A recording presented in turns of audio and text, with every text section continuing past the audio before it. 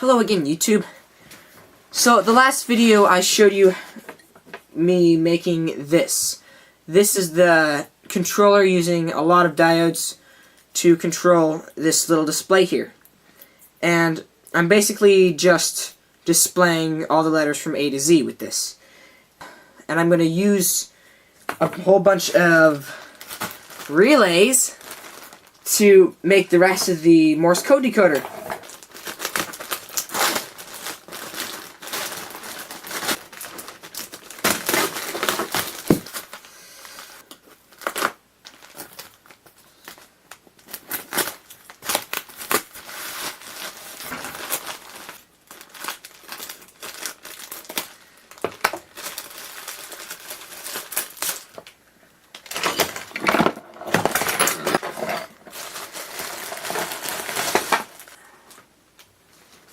Just a little tiny 5-volt relay. Now, I'm pretty sure I only need 95 of them, but they came in packs of 10, so I just got 100. Now, I also have a wooden board that I'm going to be putting the whole thing on. So I'm thinking I'll have like this about here, all the relays above that, and then I'll also have my switches or the controls underneath. Now this is basically what I'm going to do. I'm going to tape these relays together using this double-sided foam tape, like that, and then I'll just use a whole bunch of these relays and use them to basically just decode it. So they all have to be either true or false for a dot or dash to be on or off to decode the stuff. So that probably didn't make any sense, but I will demonstrate. So I'll take this, and I'm going to need to turn this on. Now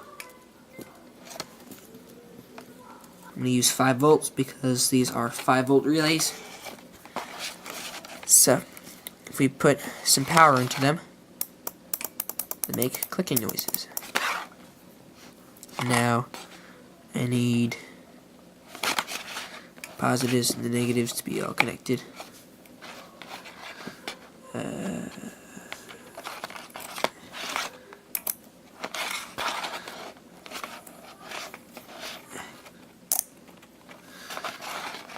we go. And now I have the. Then I will take. Just ignore these top halves. They're there for later. And then basically I'll have. Where's the 3.3 volt output? I need that right now. Where did it go? Here it is. I'll take this. Which one is 3.3 volts? Just a minute. Orange. Okay. Now I'll get my positive 3.3 volts right here. And then I'm going to go to the center right here. Okay. Same thing on the other one. 3.3 volts. That's when this thing comes in. And this is going to go to negative. Ground. And I'll take this, put it on the A, B, C, D, E. Whoa, that's way too bright. C, D, E. That's probably way too bright for you. Now, these diodes work as really good resistors for these LEDs. So, into the 3.3 volts. Much better. That's E. Where's T? T. This one goes to E, which is here. There. Now if we power this on, we get either E or T.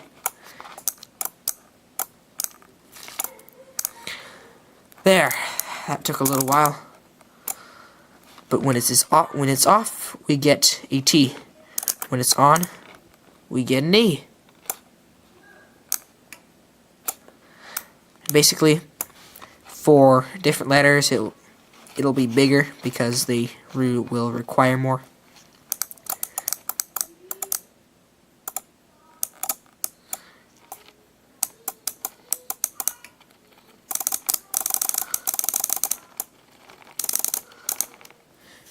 So that's basically how the letters E and T are going to work. And then I'll just make a bigger one, or bigger ones, for bigger letters. Now the letter E and T are done, using just these 4 relays right here. I'm actually only using the 2 to do the decoding, and the top 2 are just to shut it down when I'm doing something, when I'm decoding a letter besides E or T. So now, right here, does T or E. Up is dit, and down is da. You can see right here, I have other little toggle switches, and then this one right here, where this is either dit or da, will shut it down, using these 2 top relays. Now, you can see that I have added a lot more relays right there, and it does a lot more letters. And I'm about to do the letter S. Okay, now I've added a lot more relays over here, and I just finished doing the letter R, and I'm going to be doing the letter S now. So to do that, I'll get my tape and the relays themselves. I'll be using 3 of them and some scissors. First thing you want to do is stick them on the board that they go on with the double-sided tape. Here, like that. Put it on the bottom of each relay, or actually it's the top of each relay. I'm just going to stick them next to these ones.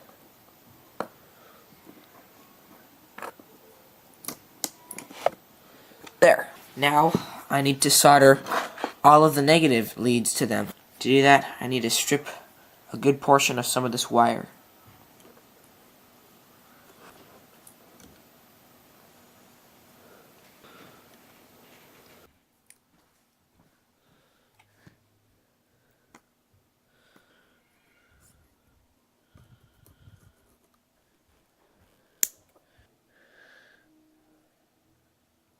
Now, I'm just going to jump this ground strip to the nearest ground, which just happens to be right next to it.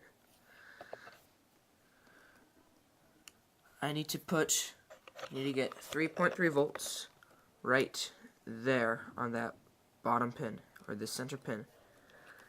And I have a lot of 3.3 volts going around all over here.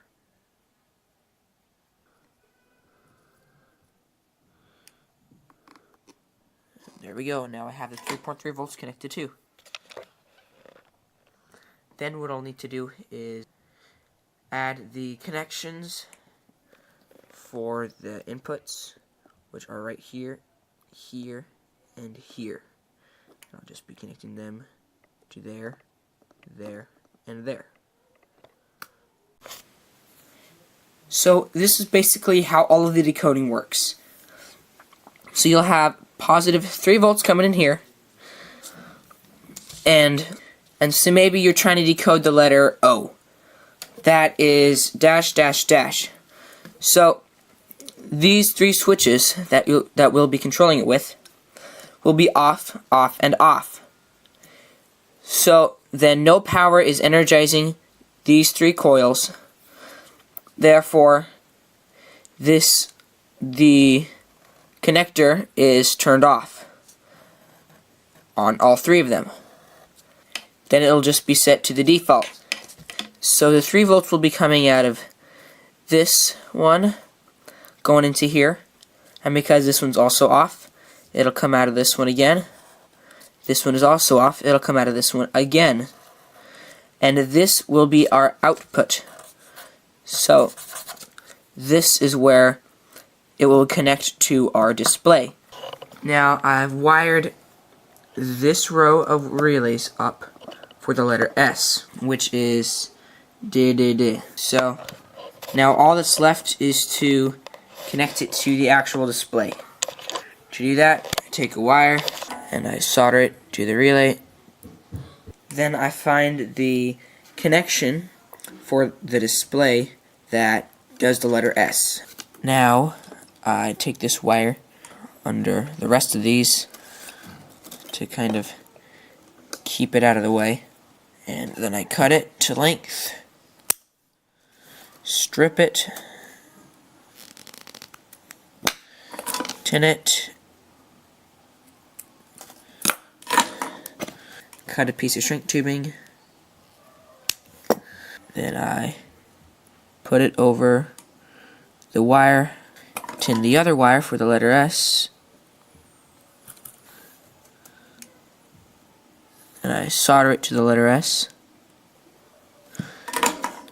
put the shrink tubing over it, heat the shrink tubing up, and now we can decode the letter S.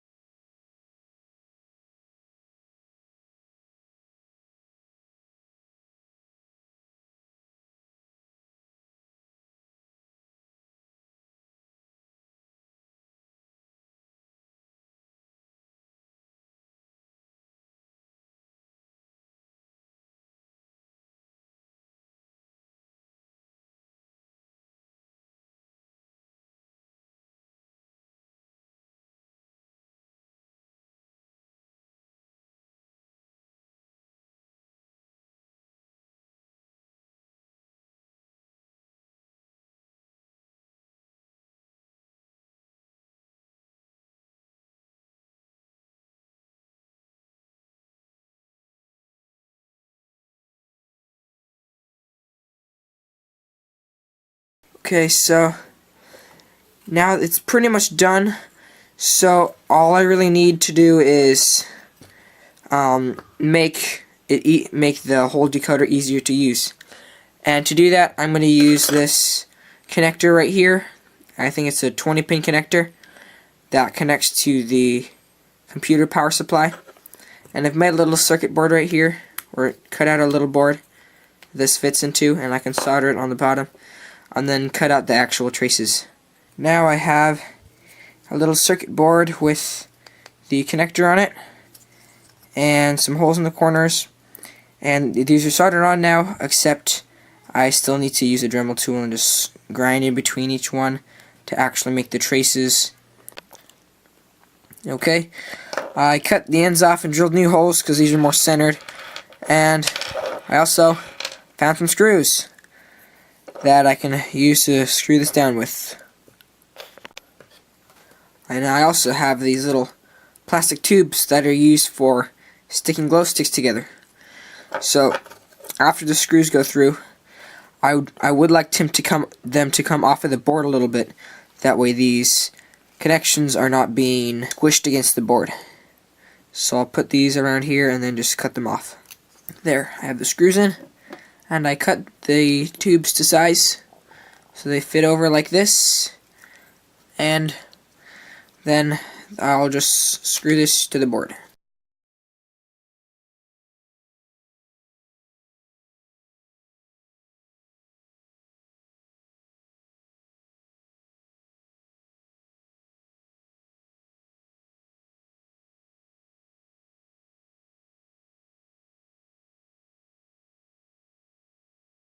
Okay, there we go. Now I have all the wires soldered on, and all that's left is to screw it on.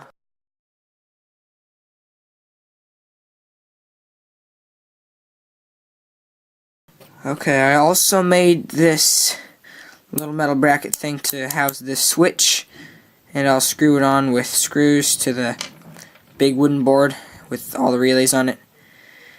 That way I can turn it on or off. Okay, so this is pretty much done. I might make some modifications to it some other time, but it works pretty well how it is. So the only things that I really changed was the power switch. I added that.